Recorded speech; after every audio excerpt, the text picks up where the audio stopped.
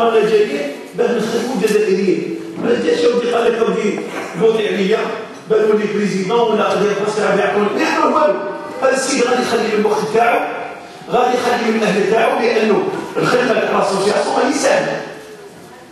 معناها يكون عشيه انت ربما تروح تتفرج التلفزيون، تروح تتفرج الانباء، تتفرج الاخبار تاع الجزائر، ولكن هو ملي كيجي منا يدير المحضر، ربما يكتب للبوليسي، ربما يكتب للمير، ربما يكتب الجمعيه وحده، يعني هذه فيها خدمه.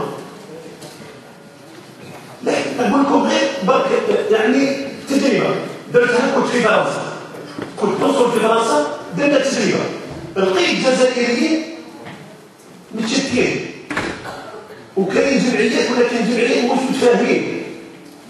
كي استقصيتهم يعني علاه ما كنتش متفاهمين، ما عطاونيش حاجه اللي قنعتني، ما عطاونيش يعني نقولوا ان ريزون وقال علاش الناس متفاهمين.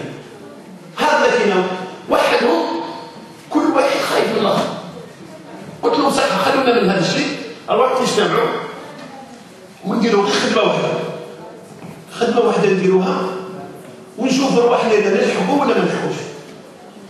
احنا عندنا كل الجزائريين في الخارج عندنا رانا نحكوا بزاف على هذه الناس كي تموت. هي المفروض ما نخموش على الميت، نخموا على الحي.